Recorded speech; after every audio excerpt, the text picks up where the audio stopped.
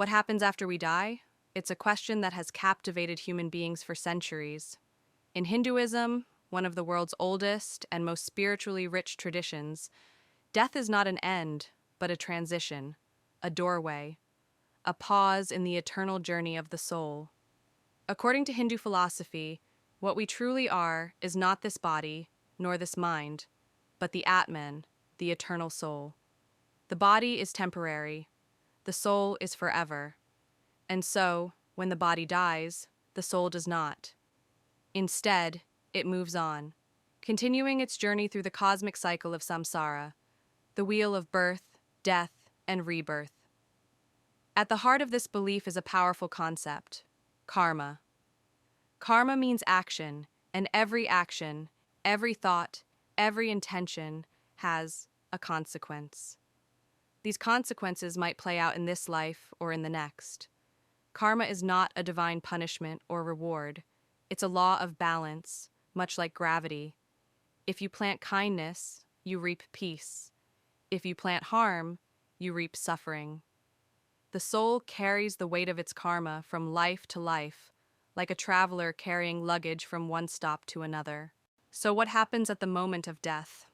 Hindu texts describe the process in beautiful and symbolic detail. As the physical body shuts down, the Atman detaches. Some scriptures say the soul immediately seeks a new body based on its accumulated karma. Others, such as the Garuda Purana, describe a more elaborate journey. After death, the soul may linger in a subtle form, then is guided by Yama, the Lord of Death. Along the way, it must cross the Vaitarani River, a symbolic and often terrifying river said to be filled with blood and suffering, representing the soul's karmic burdens. The soul is judged, and its next destination, be it a heavenly realm, a human womb, or even an animal birth, is decided accordingly. The soul is never still. It moves forward again and again. Rebirth is known as punarjanma. Depending on karma, a soul may be reborn as a human, an animal, a celestial being, or even into lower, darker realms. A virtuous life may lead to a higher birth with more spiritual opportunity. A selfish or violent life may result in hardship or even rebirth in non-human form. Hinduism teaches that even gods are not beyond rebirth. All beings, great or small, are bound by the same cosmic law until they break free.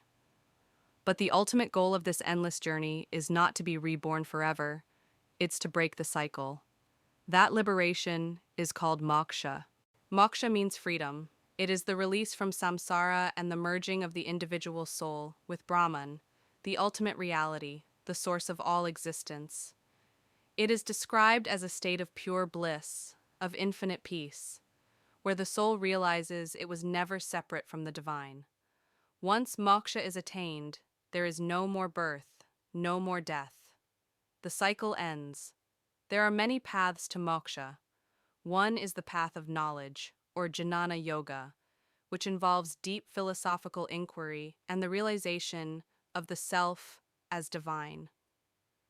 Another is the path of devotion, bhakti yoga, where one surrenders completely to a personal deity, such as Krishna, Shiva, or Devi, cultivating love and surrender.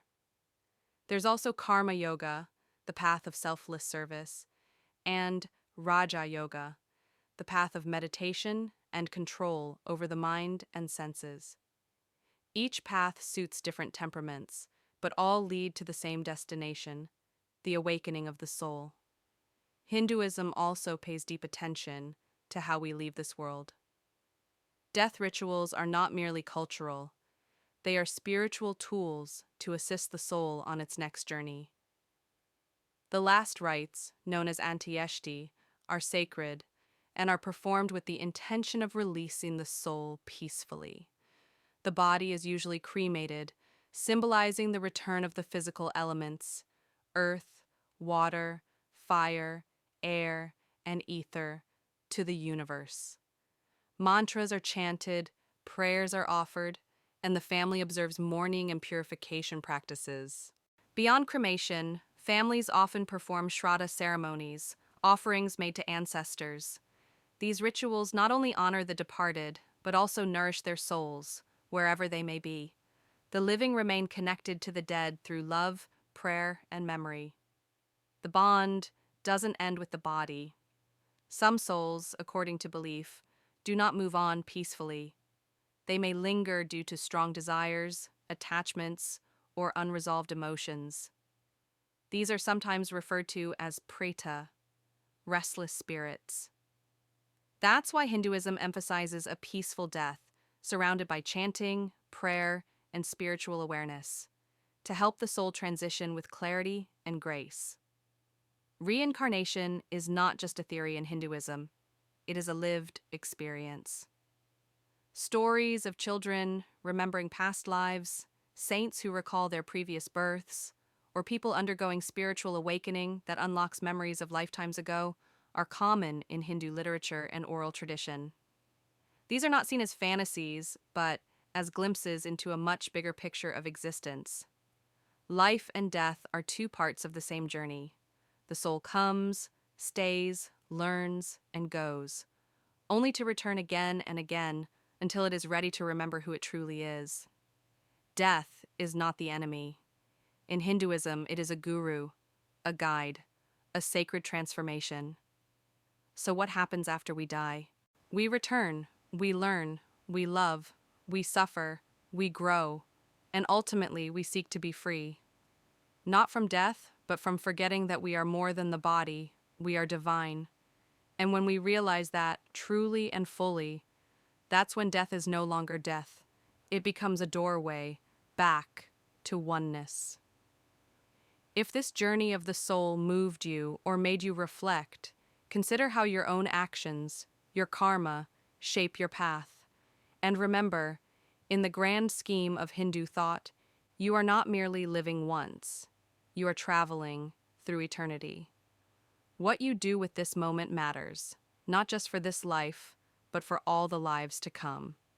Don't forget to like and subscribe for more such videos.